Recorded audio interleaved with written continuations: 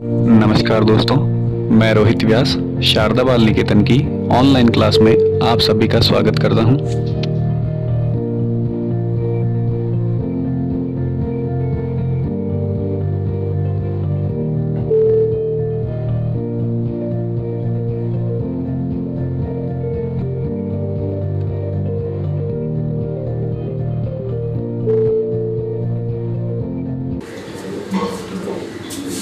नमस्कार दोस्तों, मैं रोहित व्यास शारदा बाल निकेतन की ऑनलाइन क्लास में आप सभी का स्वागत करता हूं। तो अपने 7वां चैप्टर चल रहा था परमाणु सिद्धांत तत्वों का आवर्ती वर्गीकरण में गुणधर्म।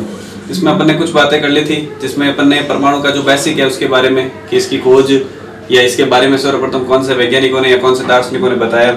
फिर उसके बाद इसके ऊपर कौन कौन से, जैसे सबसे पहले जॉन डाल्टन का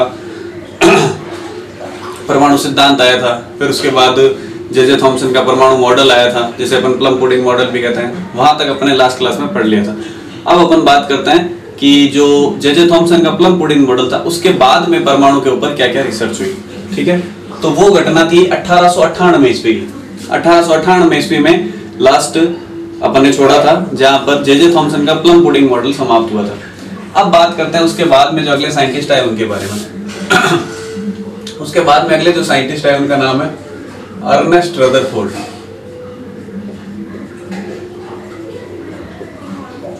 अर्नेस्ट रदरफोर्ड। तो अर्नेस्ट रदरफोर्ड ने अपना जो प्रयोग किया था परमाणु के ऊपर, वो किया था 1911 ईस्वी में। ठीक है, अर्नेस्ट रदरफोर्ड, उनके साथ में उनके कुछ शिष्य थे। उन्होंने मिलकर 1911 ईस्वी में एक परमाणु की संरचना को समझाने के लिए एक छोटा सा प्रयोग किया था, जिसे अपन कहते हैं अर्नेस्ट रदरफोर्ड का स्वर्ण पत्र प्रयोग। स्वर्ण पत्र प्रयोग, यह उसे कहा जाता है गोल्ड फॉइल एक्सपेरिमेंट।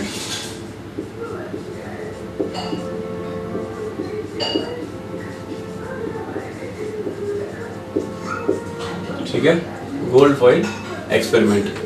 अब इस स्वर्ण पत्र प्रयोग में उन्होंने क्या किया था, तो वो अपन देखते हैं। उसके लिए उन्होंने क्या कुछ चीजें पहले तो ली थी, जिसमें सबसे पहले क्या लिया, एक सोने की बहुत पतली पन्नी ली थी। ठीक है, बहुत पतली सी एक सोने की पन्नी, जिसकी जो चौड़ाई है वो थी 10 की घात -7 मीटर। ठीक है, 10 की घात -7 मीटर चौड़ाई की उन्होंने एक सोने की पन्नी ले ली। अब सोने की पन्नी क्यों ली या सोने की पन्नी का उन्होंने क्या यूज किया, तो अपन ने देखा था जब स्टार्ट किया था ये चैप्टर, तब अपन ने बात की थी कि कोई भी पदार्थ हो प्रकृति में, चाहे ठोस हो, चाहे द्रव हो, चाहे गैस हो, तो उसमें सब में क्या होता है, सूक्ष्मतम कण उसका क्या होगा, परमाणु होगा। यानी कि वो पदार्थ छोटे छोटे सूक्ष्म कणों से या परमाणुओं से मिलकर बना होगा। तो ये सोने की फॉइल है या सोने की पन्नी है, तो इसमें भी क्या होंगे, बहुत छोटे छोटे से सूक्ष्म परमाणु होंगे। तो इसीलिए अब इसके अंदर परमाणु है, तो उनके कारण से क्या क्या घटनाएं होती है, उन सबको समझने के लिए उन्होंने क्या ले लिया, एक सोने की बहुत पतली पन्नी ले ली। ठीक है, इस सोने की पन्नी पर उन्होंने क्या किया था, अल्फा कणों की बमबारी की, या अल्फा कणों की बौछार की। अल्फा कणों की, अल्फा किस कहीं ऐसा सिंबल मिलेगा और कहीं इस तरह का सिंबल मिलेगा।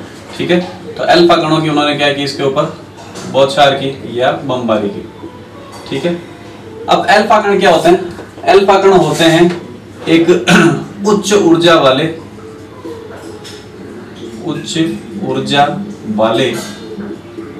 धनावेशित कण होते हैं। धनावेशित कण होते हैं। ऊर्जा क्या होती है इनकी, बहुत उच्च होती है। आकार क्या होता है, बहुत छोटा होता है, इतना छोटा कि जिसे अपन आंखों से देख भी नहीं सकते। ठीक है, तो अल्फा कण क्या होंगे, बहुत छोटे आकार के उच्च ऊर्जा वाले धनावेशित कण होते हैं। धनावेशित का मतलब जिन पर क्या हो, पॉजिटिव आवेश हो, पॉजिटिव चार्ज हो। आवेश दो तरह के होते हैं, धन आवेश और ऋण आवेश। तो इन अल्फा कणों पर क्या कौन सा चार्ज होता है, धन आवेश होता है। तो इस तरह के उन्होंने क्या लिए, अल्फा कण लिए। अल्फा कण को इमिट करने के लिए क्या होता है, छोटी सी कोई इक्विपमेंट लिया, कोई मशीन वगैरह, या अल्फा कण को इमिट करने के लिए कोई छोटी सी गन ली, जिसके द्वारा क्या है, अल्फा कण निकलते हो। ठीक है, तो जैसे अपन यहाँ पर मान लेते हैं, यहाँ से कहीं से अल्फा कण इमिट होंगे। ठीक है, अब अल्फा कण तो यहाँ से इमिट हो जाएंगे। ठीक है, और उन अल्फा कणों को किसके ऊपर फेंका था उन्होंने, किसके ऊपर बौछार की थी, सोने की पन्नी के ऊपर बौछार की थी। लेकिन अभी अपन ने बात की कि अल्फा कण तो बहुत छोटे होते हैं, जिन्हें आंखों से देखा भी नहीं जा सकता। तो रदरफोर्ड साहब फेंकते रहेंगे कण तो, लेकिन सामने तो कुछ दिखेगा ही नहीं कि अल्फा कण कहां से जा रहे हैं, उसके अंदर से पास हो रहे हैं नहीं हो रहे हैं, सीधे जा रहे हैं तिरछे जा रहे हैं, कुछ पता ही नहीं चलेगा। तो ये बात का पता लगाने के लिए उन्होंने क्या किया, इस सोने की पन्नी के चारों ओर एक वृत्ताकार पर्दा लगा दिया। और वो पर्दा किसका लगा है, जिंक सल्फाइड से लेपित पर्दा लगा है।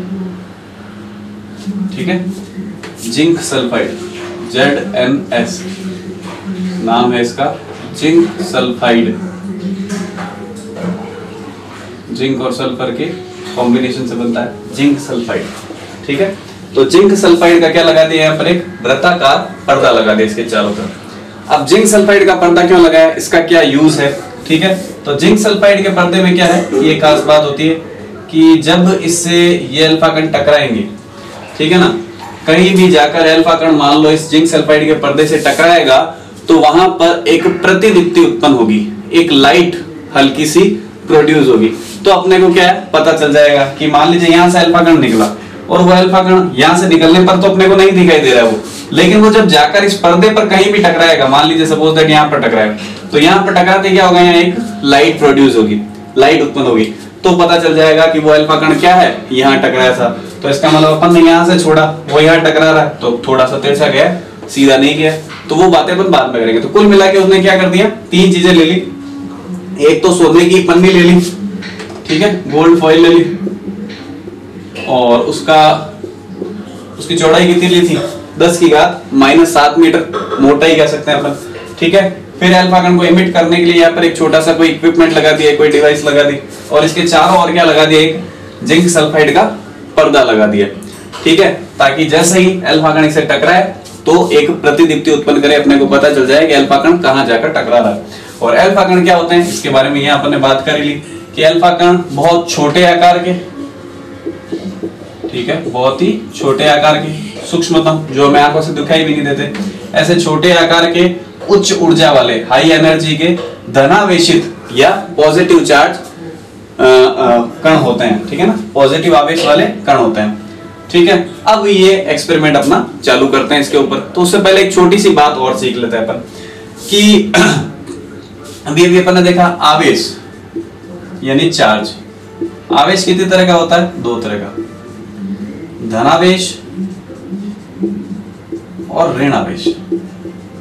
ये चीज आगे अभी अपने प्रयोग में काम आएगी, इसलिए इसको पहले ही क्लियर कर लेते हैं। ठीक है, धन आवेश का मतलब हो गया पॉजिटिव चार्ज और ऋण आवेश का मतलब हो गया नेगेटिव चार्ज। और अपने इस चैप्टर में अगर अपन बात करें तो बार बार अपने काम आएगा, पीछे भी अपन ने देखा था कि यहाँ पर धन आवेश का मतलब हो जाता है अपने प्रोटॉन। कौन से कण, प्रोटॉन, क्योंकि प्रोटॉन क्या होते हैं, धन आवेशित कण होते हैं। और ऋण आवेशित कण का मतलब इलेक्ट्रॉन। और प्रोटॉन और इलेक्ट्रॉन क्या होते हैं, किस तरह से इनको प्राप्त किया जाता है, इनका एक्सपेरिमेंट या इनका प्रयोग अपन पिछले 9th क्लास में ही पढ़ चुके हैं। ठीक है ना, 9th क्लास में अपन ने देखा था कि अल्फा कण प्रोटॉन क्या होते हैं और इलेक्ट्रॉन क्या होता है, उनको किस तरह से प्राप्त किया जाता है। एक अपन ने कांच की नली कर ली थी और उसमें कुछ प्रयोग करके देखे थे, जिसमें एक बार धनावेश ऋणावेश की तरफ कुछ किरणें गई थी, उन्हें अपन ने प्रोटॉन नाम दिया था, या धनावेशित किरणें या धन किरणें का नाम दिया था। और एक बार कैथोड से एनोड की तरफ यानी माइनस से प्लस की तरफ किरणें गई थी, उन्हें ऋण किरणें या फिर कैथोड किरणें नाम दिया था। ठीक है, और या फिर इलेक्ट्रॉन नाम दिया था। तो आवेश हो गए दो तरह के, धन आवेश और ऋण आवेश। धन आवेश का मतलब पॉजिटिव चार्ज और ऋण आवेश का मतलब नेगेटिव चार्ज। धन आवेश का मतलब हो गया प्रोटॉन, ऋण आवेश का मतलब हो गया इलेक्ट्रॉन। तो एक चीज ध्यान रखनी है कि हमेशा समान आवेशों में क्या होता है, प्रतिकर्षण होता है। समान आवेश होंगे वो एक दूसरे को क्या करेंगे, प्रतिकर्षित करेंगे, एक दूसरे को दूर धकेलेंगे। और विपरीत आवेश होते हैं वो एक दूसरे को क्या करते हैं, आकर्षित करते हैं। इसको एक बहुत छोटे से एग्जांपल से आसानी से अपन समझ सकते हैं। चुंबक का एग्जांपल लेकर, चुंबक में भी दो पोल होते हैं, एक नॉर्थ पोल एक साउथ पोल, एक उत्तरी ध्रुव और एक दक्षिणी ध्रुव। ठीक है ना, तो अगर अपन दो चुंबक लेते हैं मान लीजिए, ठीक है, ये अपन ने दो चुंबक ले ली, ये इसका नॉर्थ इसका साउथ, ये इसका नॉर्थ ये इसका साउथ। ठीक है, तो अगर इस साउथ पोल के पास अपन इसका नॉर्थ पोल लेकर आएंगे, मतलब विपरीत आवेश लेकर आएंगे, तब तो क्या होगी, ये चुंबक एक दूसरे से क्या हो जाएगी, चिपक जाएगी। ये चुंबक क्या हो जाएगी, यहाँ पर चिपक जाएगी। अब आप इस चुंबक को घुमाकर लेकर आओ, यानी कि इस तरह से, यहाँ तो नॉर्थ और साउथ ही है, इस चुंबक अपन कौन सा पोल लेकर आ रहे हैं, इधर साउथ पोल लेकर आ रहे हैं, इधर तो इधर भी साउथ इधर भी साउथ। अगर ये दोनों साउथ पोल पास लेकर आएंगे तो यहाँ पर क्या होगा, प्रतिकर्षण होगा, यानी कि ये चुंबक एक दूसरे को क्या करेगी, दूर धकेलेगी। आप कितना भी कोशिश करोगे तो ये चिपकेगी नहीं, ठीक है ना, या फिर चिपक भी जाएगी, अगर बाह्य बल लगा के चिपका दोगे तो छोड़ते ही वापस दूर हो जाएगी, ठीक है ना। तो इसका कारण क्या होता है कि हमेशा समान आवेशों में जब भी कोई एक जैसे आवेश होते हैं उनमें क्या होता है, प्रतिकर्षण, और विपरीत आवेशों में क्या होता है, आकर्षण बल लगता है, ठीक है, ये नियम चलता है।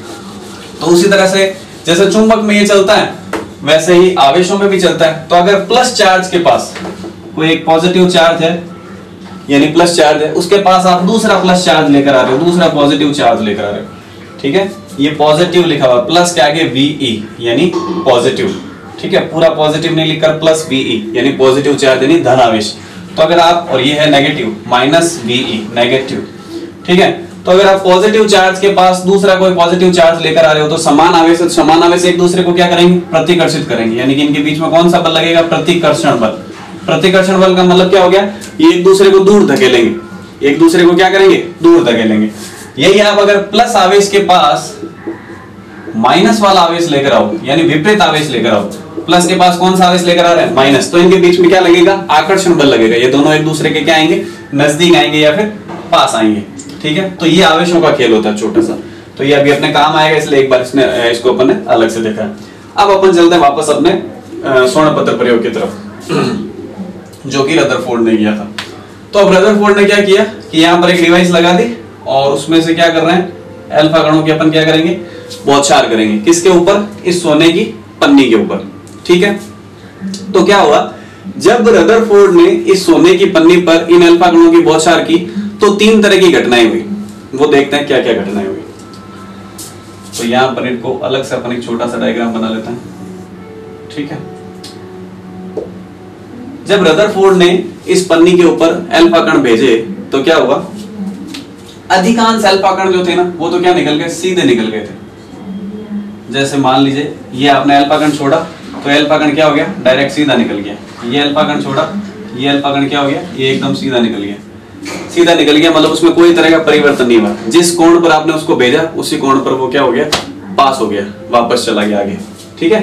इस पन्नी को यहाँ मान लीजिए बीच में पन्नी है, ये अपन यहाँ पर बना लेते हैं इसकी, ये सोने की पन्नी, ये सोने की पन्नी को पार करके सीधा चला गया, ठीक है, कोई चेंज नहीं हुआ। फिर क्या हुआ, कुछ अल्फा कण, इनके यहाँ पर लिख देते हैं अपन अल्फा कण या फिर अधिकांश अल्फा कण क्या हो गए, सीधे निकल गए। 3 तरह की घटनाएं होगी, पहले एक बार उन तीनों तरह की घटनाओं को देखते हैं, फिर देखेंगे उन तीनों तरह की घटनाओं से उसने क्या क्या रिजल्ट्स निकाले, ठीक है। तो ये वाले और ये वाले, ये सारे अल्फा कण तो क्या हो गए, सीधे निकल गए।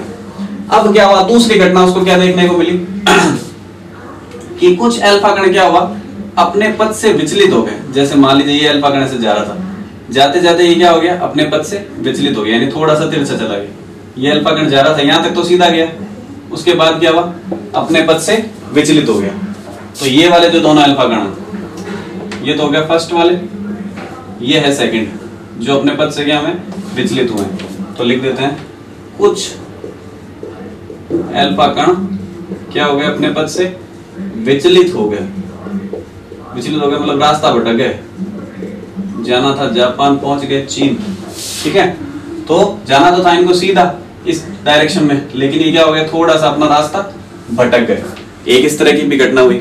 और तीसरी सबसे आश्चर्यजनक घटना हुई थी उसके सामने, रदरफोर्ड के सामने, जब वो एक्सपेरिमेंट कर रहा था। एक अल्फा कण क्या उसने यहाँ पर फेंका और वो अल्फा कण जिस कोण पर उसने भेजा था, ठीक है, जैसे मान लीजिए ये अल्फा कण ये सारी जाने वाले ही, ठीक है, तो ये अल्फा कण मान लीजिए उसने भेजा, तो ये अल्फा कण वापस घूमकर उसी की तरफ आ गया 180 डिग्री के कोण पर,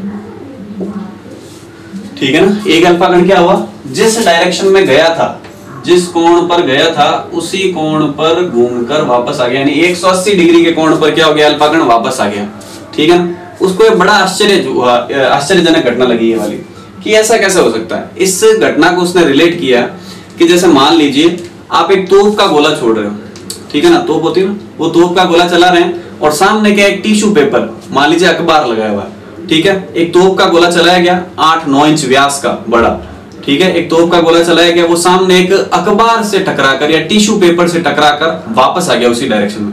और जो तोप चला रहा है उसी पर आकर गिरा और उसी को घायल कर दिया, ठीक है ना।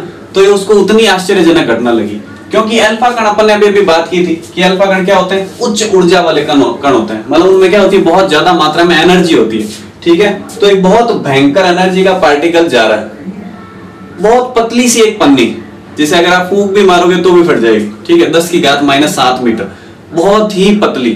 तो ऐसी पतली पन्नी के पास एक बहुत हाई एनर्जी का, एक बहुत उच्च ऊर्जा का कण गया और वो कण उससे पास नहीं हो पाया, आगे नहीं जा पाया, ठीक है ना। इतनी एनर्जी थी उसमें, खुद में, उस पन्नी में, किसी पार्ट में, कि उसने उस कण को आगे नहीं जाने दिया और वहीं से उस कण को जिस दिशा में वो आया था उसी दिशा में वापस लौटा दिया, ठीक है ना। तब रदरफोर्ड ने कहा कि ये उतनी आश्चर्यजनक घटना है कि एक कोई बहुत बड़ा तोप का गोला मैं अगर छोड़ रहा हूं तो वो किसी पतले कागज से टकराकर वापस मेरी ही तरफ आ रहा है और जो चला रहा है उसी को घायल कर रहा है। ये इतनी अविस्मरणीय घटना थी उसके लिए, ठीक है। तो देखा अपन ने 3 तरह की घटना हुई, कौन कौन सी, अल्फा कणों में, ये पन्नी, ये जिंक सल्फाइड का पर्दा और ये अल्फा कण जा रहे हैं, ठीक है। तो पहली क्या घटना हुई, अधिकांश अल्फा कण तो सीधे निकल गए, कोई मतलब नहीं था, जैसा छोड़ा वैसा ही सीधा पास हो गया, उस पन्नी में से पास होकर आगे चला गया, ठीक है, नॉर्मल सी बात है, जाना ही था। एक उच्च ऊर्जा का कण है, किसी उसमें पन्नी में से जा रहा है तो आगे वो पास हो जाएगा। तो ये कोई सोचने, मतलब यूं ज्यादा टेंशन लेने वाली बात नहीं थी। दूसरा हुआ कि वो अल्फा कण जाते जाते थोड़ा सा कुछ कोण से विक्षेपित हो गया, भेजा सीधा है, थोड़ा सा मुड़ गया, तो ये भी सोचने वाली बात थी कि भाई ऐसा क्या कारण हो रहा है कि ये मेरे अल्फा कण जो भेजे हैं वो मुड़ रहे हैं, अपने पथ से विचलित हो रहे हैं, ठीक है। तीसरा क्या हुआ, ये सबसे ज्यादा अविस्मरणीय घटना, कि अल्फा कण गया और 180 डिग्री के कोण पर लौट कर आ गया, वापस आ गया। जैसे मान लीजिए सीधा अपन ने भेजा है और वहां से टकरा कर वो वापस अपनी तरफ आ गया। तो ये 3 तरह की घटनाएं हुई। अब इन 3 तरह की घटनाओं से रदरफोर्ड ने क्या क्या निष्कर्ष निकाले, ठीक है ना।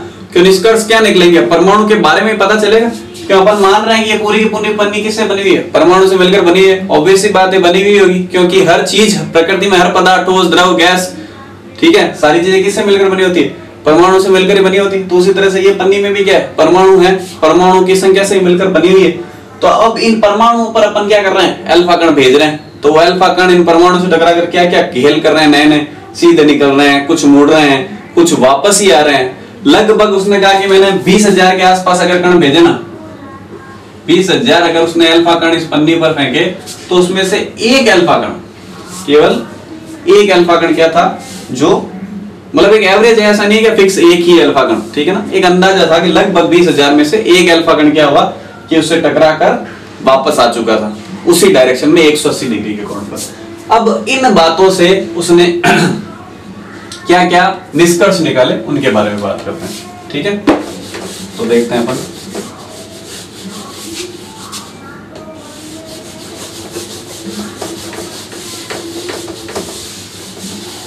तो पहली बात तो क्या होगी कि ये तो क्या थे, प्रेक्षण। ये 3 तो क्या थे, प्रेक्षण। प्रेक्षण का मतलब है कि क्या घटनाएं उसने घटित होते हुए देखी। तो प्रेक्षण क्या क्या थे, पहला प्रेक्षण कि अधिकांश अल्फा कण बिना विचलित हुए सीधे निकल गए, मतलब कोई तरह की उसमें घटना घटित नहीं हुई, ठीक है। ये तो था प्रेक्षण। अब ये घटनाएं उसने होती हुई देखी। अब इस प्रेक्षण के आधार पर उसने क्या निष्कर्ष निकाला, उसने अपना क्या दिमाग चलाया। उसने कहा कि ये कण सीधे निकल रहे हैं, ठीक है ना। जैसे इस पन्नी के ऊपर मैं अगर कोई कण भेज रहा हूं तो वो कण क्या हो रहा है, सीधा निकल रहा है।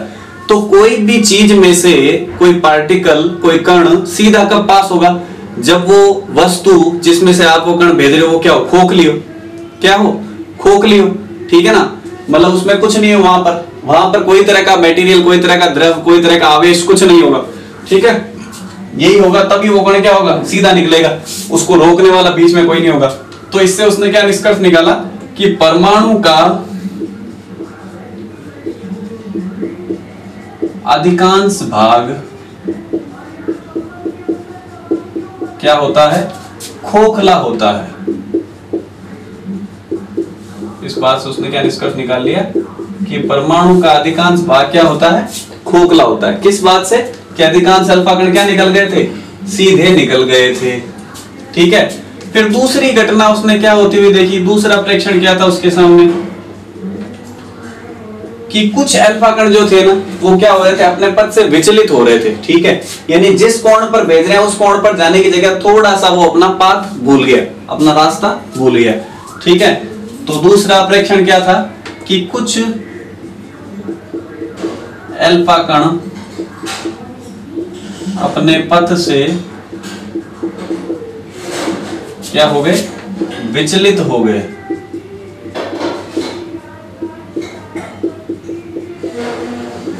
कुछ अल्फा कण अपने पथ से विचलित हो गए और इसका क्या निष्कर्ष निकाला उसने कि, अब मेरे को एक बात बताइए, अल्फा कण क्या है, पॉजिटिव यानी धन आवेश। धन आवेश अपने रास्ते से जा रहा था और जाते जाते ही वो अपने रास्ते से दूर चला गया। ठीक है ना, इसका मतलब क्या हुआ होगा कि ये अल्फा कण है, ठीक है, ये अल्फा कण ऐसे जा रहा था, ये धनावेशित है।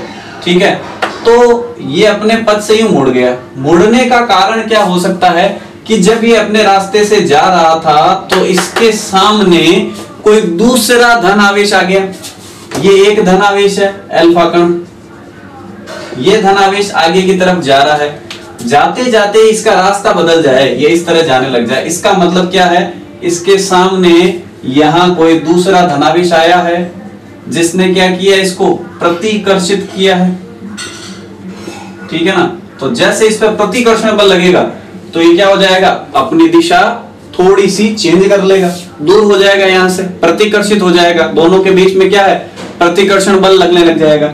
ठीक है, तब उसने अंदाजा लगाया कि परमाणु में क्या होता है, मध्य में क्या पाया जाता है, धनावेश पाया जाता है। कौन सा आवेश पाया जाता है, धन आवेश पाया जाता है। और वो जो सारा धनावेश है वो क्या होता है, एक ही जगह पर केंद्रित होता है। अगर वो धनावेश पूरा का पूरा बिखरा हुआ होता परमाणु में, ठीक है, अगर वो धनावेश पूरे परमाणु में बिखरा हुआ होता तो क्या ये पार्टिकल या सॉरी ये वाले जो अल्फा कण थे ये सीधे निकल पाते, क्या नहीं निकल पाते, ये भी विक्षेपित होते, ये भी होता, ये सारे भी होते। लेकिन जो ऊपर से जा रहे हैं, ठीक है ना, यानी कि थोड़ी दूरी से जा रहे हैं, वो अल्फा कण तो क्या हो गए, सीधे निकल गए।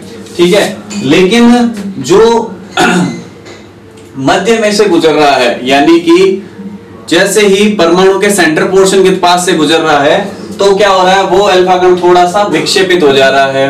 वो अल्फा कण थोड़ा सा क्या हो रहा है, विक्षेपित हो रहा है। इसका मतलब उस पर कौन सा बल लग रहा होगा, प्रतिकर्षण बल लग रहा होगा।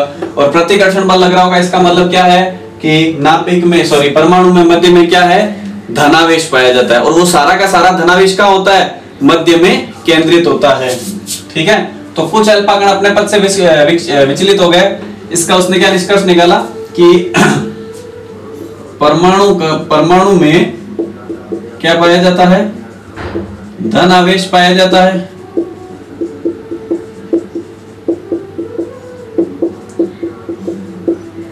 ठीक है, और वो धनावेश कहां होता है,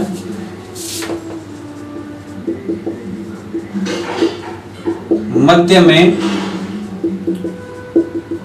एक जगह पर क्या हो जाएगा, केंद्रित होता है, यानी बिखरा हुआ नहीं होता है। ठीक है, एक जगह पर क्या होता है, केंद्रित होता है। क्योंकि अगर बिखरा हुआ होता तो ये जो ज्यादातर अल्फा कण सीधे निकले, सीधे नहीं निकलते, सब अल्फा कणों में क्या होता, थोड़ा थोड़ा विक्षेपण होता। ठीक है, फिर तीसरा सबसे अविस्मरणीय जो लगा रदरफोर्ड को, वो प्रेक्षण क्या देखा था उसने कि 20,000 में से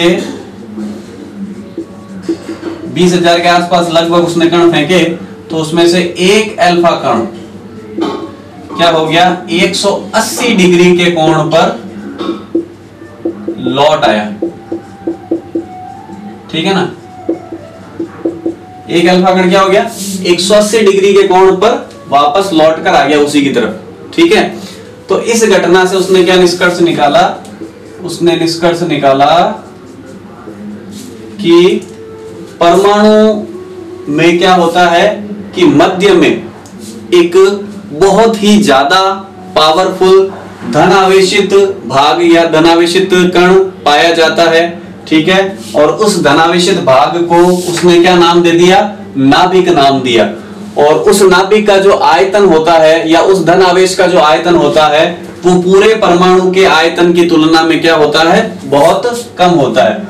क्योंकि मान लिया अपन ने कि ये पूरा परमाणु है, तो इस पूरे परमाणु में केवल यहां पर सबसे ज्यादा प्रतिकर्षण बल लग रहा है। तो उसने कहा कि यहां पर ये देखो, ये कण मान लीजिए यहां पर धनावेश है सबसे ज्यादा, ठीक है, तो ये कण दूर थे तो इन पर कोई तरह का प्रतिकर्षण लगा नहीं। ये कण थोड़ा पास आया तो क्या हुआ कि थोड़ा सा विक्षेपित हुआ, और ये तो पूरा का पूरा शेर की मांद में ही चला गया। तो जैसे इसके सामने गया तो 180 डिग्री के कोण पर लौट कर आ गया, ठीक है। तो उसने कहा कि परमाणु में मध्य में क्या पाया जाता है, उसका सारा धनावेश पाया जाता है, सारा धनावेश पाया जाता है, जिसे अपन क्या कहते हैं, जिसे नाम क्या दिया गया था, नाभिक, जिसे नाभिक कहते हैं। और इस धनावेश का या इस नाभिक का जो आयतन है, इस धनावेश या इस नाभिक का जो आयतन है वो संपूर्ण परमाणु की तुलना में, पूरे परमाणु की तुलना में क्या होगा, बहुत कम होता है। क्योंकि ये केवल क्या है, मध्य में ही पाया जाता है, ठीक है। तो नाभिक का या बीच में जो धनावेश पाया जा रहा है उसका आयतन पूरे परमाणु के आयतन की तुलना में बहुत कम होता है, ठीक है।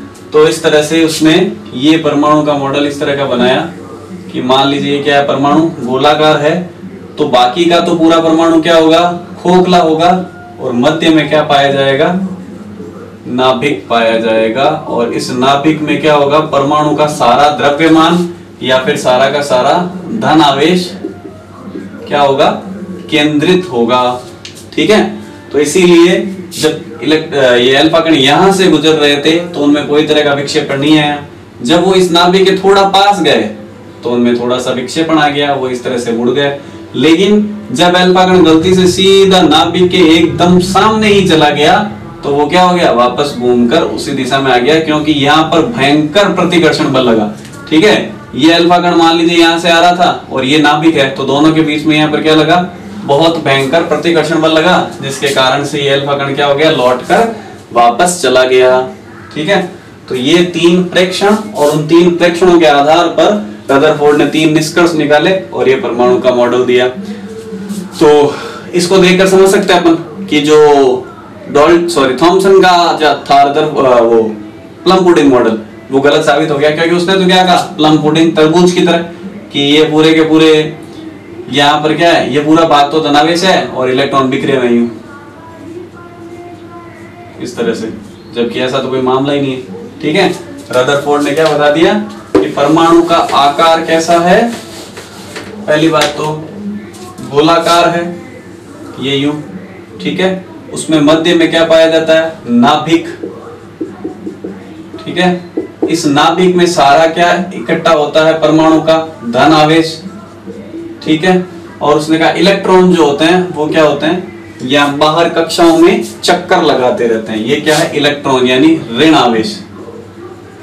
अंदर धन आवेश परमाणु के, और परमाणु के बाहर ऋण आवेश, ये बाहर इलेक्ट्रॉन क्या होते रहते हैं, चक्कर लगाते रहते हैं। और ये वाला जो पूरा भाग है, ये पूरा भाग क्या होता है, खोखला होता है, इसमें ना तो धन आवेश पाया जाता है ना ही ऋण आवेश पाया जाता है। ये भाग पूरा का पूरा क्या होता है, खोखला होता है, बाहर ऋण आवेश, अंदर नाभिक के धन आवेश, और जितना धन आवेश उतना ही ऋण आवेश, तो परमाणु क्या हो जाएगा, उदासीन, परमाणु क्या हो जाएगा, उदासीन हो जाएगा, ठीक है ना। परमाणु के अंदर नाभिक, नाभिक में सारा धनावेश और बाहर इलेक्ट्रॉन घूमते रहते हैं, ठीक है। और जितना ऋण आवेश होता है उतना ही क्या होता है, धन आवेश, तो पूरा परमाणु कुल मिलाकर क्या होता है, उदासीन होता है। और आकार के बारे में भी बताया था उसने कि जो परमाणु का आकार है वो तो होता है, परमाणु का जो आकार है वो उसने बताया 10⁻⁻10 मीटर, और जो नाभिक का आकार है, अंदर वाला ये जो नाभिक है, इस नाभिक का आकार उसने बताया 10⁻⁻15 मीटर, ठीक है ना। तो इसमें से परमाणु क्या हो गया 10 की घात -10 मीटर यानी बड़ा, और नाभिक क्या हो गया परमाणु के अंदर यानी 10 की घात -15 मीटर छोटा। ठीक है, तो ये उसने परमाणु के बारे में बातें बताई थी। अब इसके आधार पर उसने मॉडल के कुछ भी बताए थे बिंदु, वो अपन अगले वीडियो में डिस्कस करेंगे। ठीक है, थैंक यू।